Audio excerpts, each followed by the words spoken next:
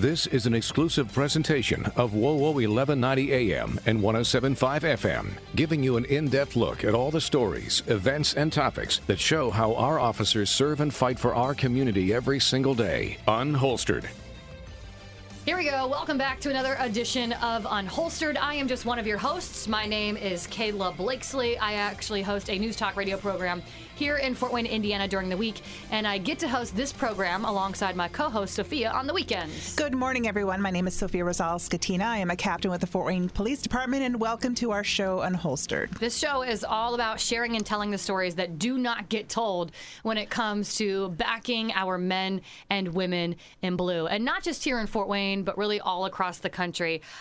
Today, Sophia, we actually brought in a guest, I should say, that we had on a couple of weeks ago because we had this really intense conversation about fentanyl, which you and I have talked about it before here on the show. As you know, it's a topic I'm particularly passionate about.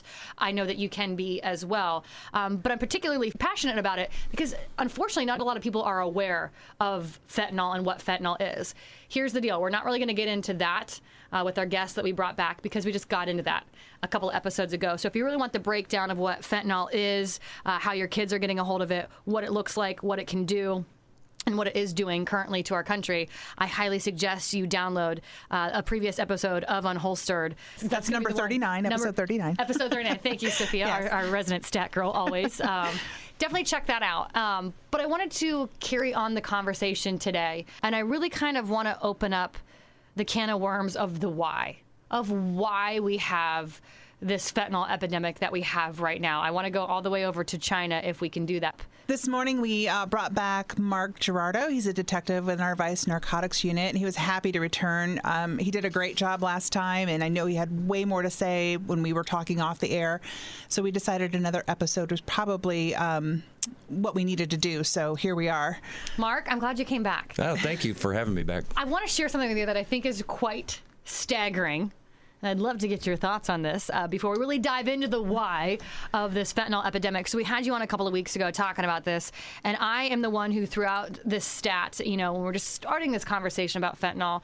And the stat is, according to the CDC, last year, fentanyl overdose led in deaths for adults ages 18 to 45. And a lot of people just didn't want to believe that or refused to believe that. I had lots of conversations with lots of listeners saying that just wasn't true and that it was false. I'm not really sure why they thought it was false. It's really easy to look up. In fact, I actually sent all of these listeners a direct link to the same data that you and I all have seen and looked at. But to even take it one step further than that, Mark, I wanted to pass this along, too. I did even more digging into these calculations so we could talk about it here today.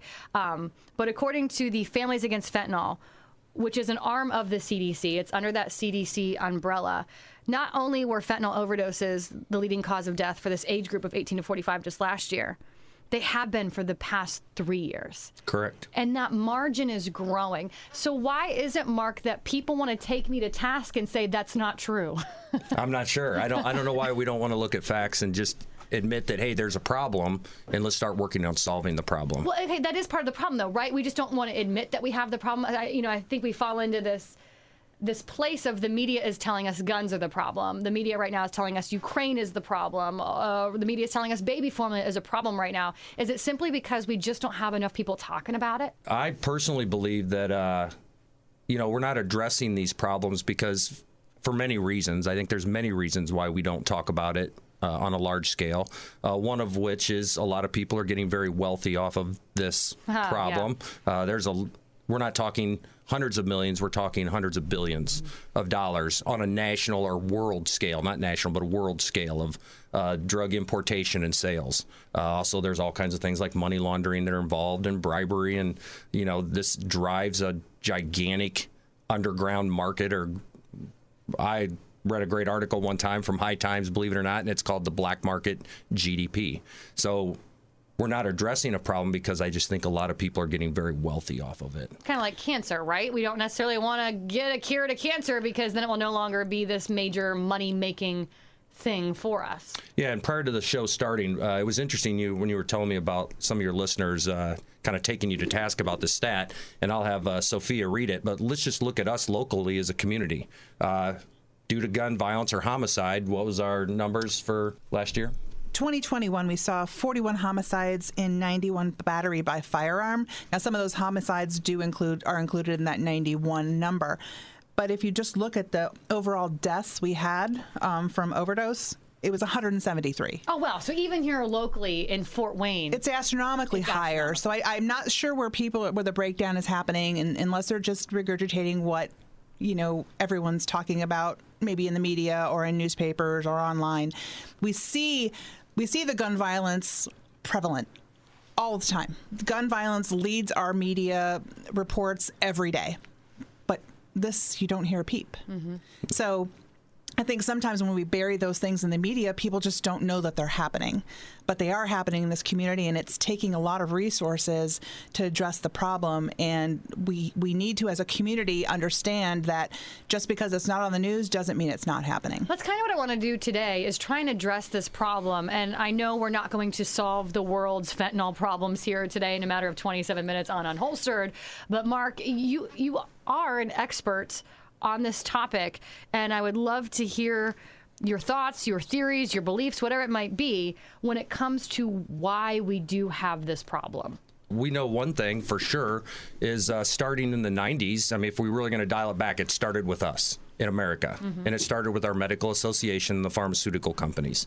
Again, I believe wholeheartedly it started with the desire just to become wealthy.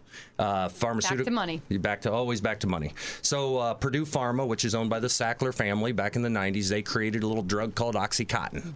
Mm-hmm. Oxycontin is an opioid, just like fentanyl, just like heroin. They all work in the same chemical fashion in our bodies. They create a euphoric high. They also can alleviate pain, but they also can get you high. The bottom line is it gets you high. So Purdue Pharma went out and they started really pushing their new drug. They went to the doctors, they went to the medical associations, and I don't know the exact stat. We can look it up later. It's not off the top of my head. I don't have it. But the pharmaceutical companies give an awful lot of money to our medical schools. So while our doctors in training are in medical school, they are being influenced by our drug and pharmaceutical companies. So back in the 90s, this starts off.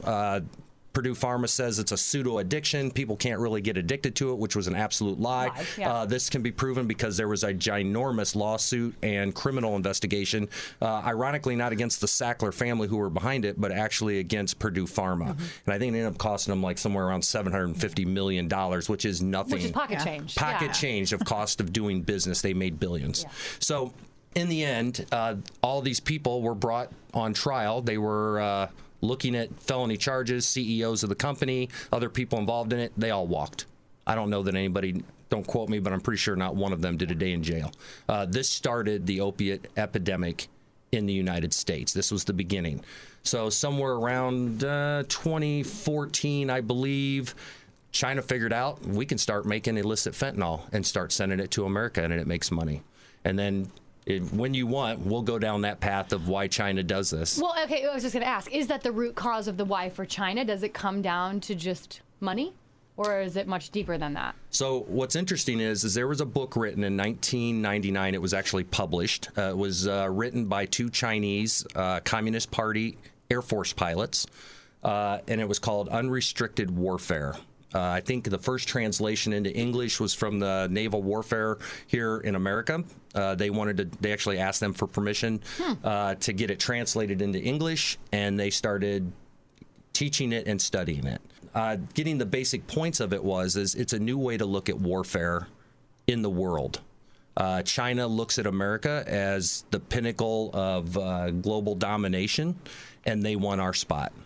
And this is their way to achieve it. It's one of many ways. So the way they think, or one of the ways that they think about warfare is, and the reason this book was written is these two colonels basically philosophically proposed a way of how to defeat, if I'm an underdeveloped nation or I'm not as powerful as a nation either, where I don't have the military strength, I don't have the Air Force, the Navy that maybe America does, how do I defeat them?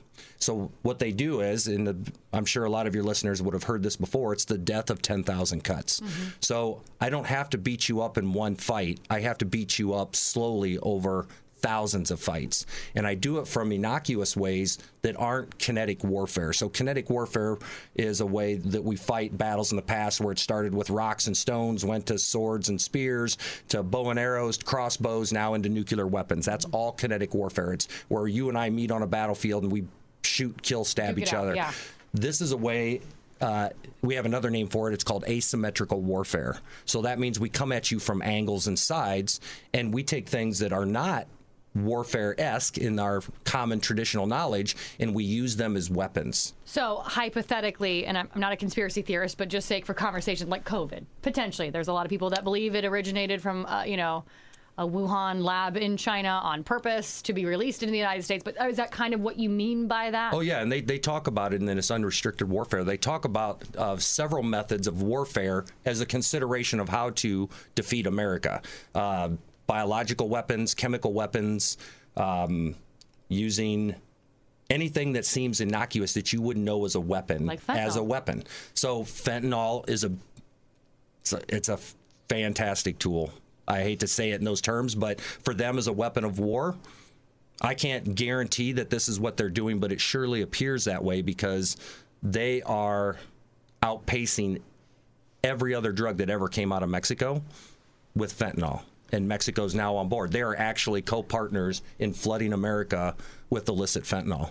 I was watching a news report this morning, and I think this congressman was probably listening to Unholstered, the 39th episode, because he said this morning this is chemical warfare. Yeah. And I said before it was biological warfare. It's the same thing. They're releasing things into our country, and we're readily taking them. I mean, you can ship whatever you want over, but we have to ingest it for it to work, and we're doing that. We're doing that in high numbers, and that's a problem. Well, that's kind of the next layer to the story. So you kind of got China manufacturing this fentanyl. It's coming to the U.S. through the southern border, through Mexico, and then it lands here, and like you just said it, Sophia, we have to ingest it. We got to pop the pills. We got to shoot it up. We got to take it.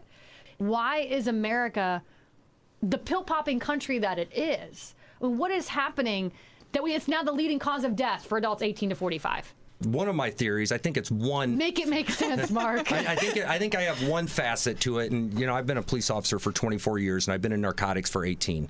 And I think I talked on the last show when I started off, I was an undercover, and I bought crack cocaine. That was like the predominant drug in our country. It's highly addictive. It was everywhere. I mean, it was so everywhere. I probably could have wore a police T-shirt and still bought crack cocaine in Fort Wayne, Indiana. So this is going on across America. So as I've looked at this problem over the years from a narcotics detective's perspective and wanting to solve a problem, not the world's problem, but maybe just here locally, how do we get ahead of this? And one of the things that I've noticed over the years is, and maybe your listeners have noticed this too, is if you watch public TV, predominant commercials are all about medications. That's one. So we see it every day on TV. You take a pill for psoriasis. You take a pill for this. So if you got a problem, you take a pill. And it gives you 14 side effects, so take a different pill to fix those side effects. That's right. Yeah. And then the second thing is we went through a phase in America, which we're still in it. I don't know how much they're pushing it now, but I know it still exists, is with Ritalin and Adderall. So when kids are young and they're supposedly ADHD and hyperactive, and I know there are some, I'm not a doctor, but I know there are kids that it probably helps them. But as a whole, I feel like we overprescribe these kids with pills when they're little. Well, when I'm a small child, my brain is underdeveloped. An adult that I trust is saying, hey, take this pill and your life is going to be better. And my friend, you've had him on your show, Nate Mollering, he completely agrees with me on this. And he said it on the show when he was on. He said that. Drug addict, like terrible drug addict, and thank God he's good now. But he even said that as well. We've had these many discussions about this. We flooded children with a solution to a problem that some of them didn't even have. Like when you're young, I was hyperactive. I'm ADHD. I've got type A personality. It's probably what makes me, I think, a good police officer, because I have a lot of energy. And I like to go out and get in the community and talk to people, and I'm energized by that. But for these kids, we've then now grease these neural pathways, you have a problem, take a pill. Then it turns in, you have a problem, take a drug. And what we're seeing a lot of now, especially on our side with these overdoses, a lot of these young people, you know, the 18 to 25-year-olds, they're not good at solving problems. Yeah. Life throws them some stress, and they deal with it by taking some kind of narcotic. And I interview people every day. I talk to people who aren't high, but I know they're drug users. We work in these hotels in Fort Wayne where there's a lot of drug activity and prostitution. And I just sit and talk to people. I'm not in a hurry to take somebody to jail. I want to understand why they have their problems. And almost every single one I've ever talked to is, yeah, I was clean for 8 months or 6 months, and then my grandmother died. I just couldn't handle it. And then I go back to drugs. My wife broke up with me. We got divorced. I lost my kid to DCS because of this, and now I just couldn't handle it anymore. We're just looking to numb the pain. Yeah. We're numbing the pain, and we do not have the skills to handle stress. Boy, that opens up a whole bigger can of worms, doesn't it? Yeah, we've said on the show before, a lot of this is deep-seated in mental health. Yeah. So if you go back generationally, I've been a police officer over 28 years, the crack cocaine, the meth, all those things, they bred families that were just torn apart by these drugs. Kids were left feeling abandoned. They were neglected, sometimes abused physically, sexually. That all brings on trauma. And now they're just trying to cope. They're trying to numb these feelings because they're not getting treatment. They're not getting treatment for all this deep-seated trauma that they've endured. So they're looking for something to mask those feelings so they can just push on the next day. And this is what we're doing. And drugs just have this cycle, and it just repeats itself. It repeats itself. So then they become adults who are drug users who now have children that they're neglecting, abusing, and abandoning. And it's just a cycle that continues until we get to the root cause of the trauma. And we simply do not have enough counselors, enough therapists, enough psychologists to handle these problems. And so it just is going to keep repeating until we start facing this as a community, which we have to do in order to solve it. Do you feel like we're facing it in our community? I think we are starting to. I think there's enough people like Mark and Nate and Tommy and Jennifer Hope out there that are pushing this narrative that needs to be told. And this show right here, I don't hear a lot of people outside of those people I just named and their small groups doing it. But I think if we shout from the rooftops enough, Kayla, that we'll get people to listen. And I'm shouting with you. Yeah, and if we can get those listeners to just actually look at fact, not emotion, not what you see on TV. Go and do your own, investigation into the numbers. Like, they're challenging you on numbers. These are facts. They're not something we're making up here. Yeah, I'm a big fan of facts over feelings. Always have been, always will be. And I think that's what's frustrating, at least from the media side of things. I kind of said it earlier. The media genuinely, truly tells you what to care about. It drives the narrative. It drives the narrative. And quite frankly, I think that's scary. I find having that kind of power to be a scary thing. Now, granted, the power that I have on my show is not that of CNN or MSNBC or Fox News or what have you, but it's still scary. That they have that much power, and that people believe everything that is told to them as if it's fact. And like I said, we've said on previous shows, those small snippets of videos you see on TV about police, you don't see the whole context. You see the small snippet. Well, that's easily kind of, when you look in the broader picture, be like, yeah, this is why this happened. It wasn't just this small snippet, it's this larger picture. Yeah, what's interesting is talking about this, everything seems to look like it's something local. Like when you see a police officer on TV doing something that appears to be bad, it's always local, then pressed nationally. But what's interesting, back to full circle to my unrestricted warfare that they wrote, one of the things they talk about is how powerful the media is. And the Chinese are very, very in tune with their control of the people by using the media. Their media is all state controlled. The CCP runs all their news agencies. There are no independent news agencies in China. We might be headed that same direction. I don't know. They can even shut down internet access. I guess I didn't realize there was not a single independent news station there. I did not realize. Actually, the Epic Times, most of the people, people may have not heard of the Epic Times. You can get pretty good news articles out of them. Most of them came from the former Communist Party, and they fled China. They came here and they started the Epic Times, which is their news periodical. They've got a lot of good articles, and they talk about a lot of these things on there. But this unrestricted warfare, these two colonels were very adamant about how they can manipulate and control the people by using the media, and it is being carried out. Even their influence on America in our media, they have power over us. Yeah.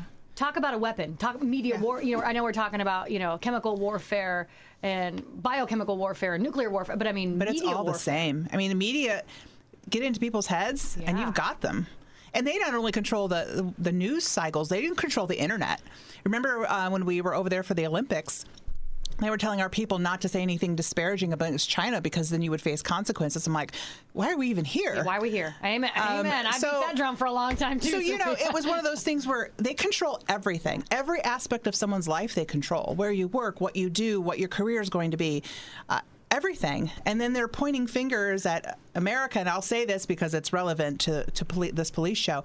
They're pointing fingers here about you have these racist cops in America, and you have this racism problem, and your cops are killing people. Meanwhile, they're have concentration camps where they're taking religious minorities and persecuting them, and they're pointing fingers at us for what they view as police brutality. Well, what's interesting is in response to what you were saying, Sophia, in this book, they talk about how, and it's one of the they have multiple facets of how to take America down. So one of them is to create a disparaging attitude from the people of America against their political party and their government. And they know very well, they're very good studies of America and our history, better than us sometimes. And we are a constitutional republic, and we are based on Christian principles. Whether people want to believe it or not, it is a fact. Go back and read our founding fathers. I'm a Mark, huge it don't U.S. matter if history it's a fact. Sometimes people still won't believe it. They may not, but all you got to do is get on. The Smithsonian keeps all the letters of our founding fathers to each other. You can look those up. They're free. I challenge you to go look it up and prove me wrong. Amen. So we have a constitutional foundation, and if we start kicking the bricks out of our foundation, eventually they know the house will collapse. And this thing with the drugs, that is a huge marker because it doesn't just affect the drug addict, it affects everybody around them. So let's look at the stats of families that have, Nate's family was a great example. He comes from a really good family. It was destroying them mentally and physically because they were so distraught over his drug habit, like the life he was leading because of these drugs. So now not just Nate's life is breaking down, but his family's life is breaking down. And then let's get into what is the cost to Americans when we have millions of dollars just here in Fort Wayne being stolen from the Walmart because they're stealing to supply drug habits. And then what about the prisons that we have to put these people in? How much money does that cost the American population and the law enforcement? And all the rehabs. That also spirals too. I like what you said about them just kind of slowly kicking out our bricks, essentially, in our foundation crumbling, and that we are built on Christian values, whether people want to believe that or not. It takes me back to the book of Matthew that says, a divided house cannot stand. Correct. Yeah. And I actually always take that into politics, which I don't really want to totally get that divisive here because this is not that kind of show. But I do kind of take that full circle to our politicians as well, because you can't tell me that they don't also know this is a problem. And yet Correct. It appears, at least to me on the outside, that there's not really being much being done to solve said problem. But hey, we just started a hearing on UFOs, so that's right. That's right. I was listening to that this morning. I'm like, this is what we're focused on. Really, right now, this is what we're focused on. We have so many things going on in our country, and we're just. I don't even know. I can't even tell you my dismay this morning when I heard this report. I feel like, as a study of history, like one of the things I think is interesting is America does this all the time. We have real issues that need to be addressed by our government, our politicians, and the people that live within this society. The Roman Empire created the gladiator games to keep the people distracted. So they would go and they wouldn't think about cholera and warfare and disease and problems that the government wasn't handling like they should have been. They just send them to the games. Well, that's like our today's day entertainment industry. It's Correct. Created so we don't care about. Ours is the internet and Twitter. Yeah, internet and Twitter. We care more about Johnny Depp and his trial right now than we care about our fentanyl epidemic, or than we care about the southern border. The Kardashians and who's having a baby with whom and celebrities. And none of that matters. What matters is your family unit and what's going on in your community. That's what matters. So as we're kind of nearing the end of this episode, and I know the three of us, I know time just flies by, and we could talk about this for hours, but I strive to, at least Mark, on most episodes, or we strive to kind of end on a upbeat, positive note. I'm struggling personally to find one. I don't really know what the upside, positive side, if there even is one, to the conversation we're having, but maybe that is just it, that conversations are finally starting to happen about this epidemic. They are, and the communities are starting to wake up, and the way they're waking up is it's because of the tragedy of so many people being affected and dying or just overdosing. Like, we're not even talking, we're talking close to 100,000 deaths, if not more, of opioid overdoses. We're not even talking about how many times do we have people that are being Narcaned and being saved over and over. How many hundreds of thousands, maybe millions of people are being involved in that. So it's affecting all of our families in our community. Most people are not exempt anymore. So now their eyes are being opened that, hey, I've lost a niece or a nephew or a son or a daughter or a husband or a wife, or they're my best friend's family. And you hear about it and you're like, this is a real problem. It's not just something that we're hiding under the rug and hoping, it'll go away on its own. So if I had to put a nice little bow on it, China is manufacturing fentanyl, this synthetic opioid. It's being trafficked into the U.S. from, for the most part, the southern border. Then it reaches here, and we are ingesting it out of our own free will. Again, to ease the pain. And so the circle continues to go on. China sees that for whatever reason, money, power, world domination. That is essentially what's happening. Correct. Yes. And the numbers from last year, just to put this in perspective, from October 2020 to September 2021, 104,288 overdose deaths from drugs. Opioids accounted for 78,388 of those deaths. Jeez.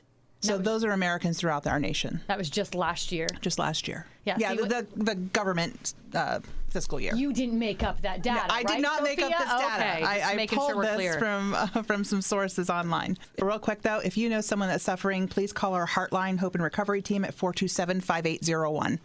Big shout out to you, Detective Gerardo. I appreciate you coming back in. I can tell you are just as passionate about this topic of conversation. I know it's not going to go away. As I said, the three of us are not going to solve this problem.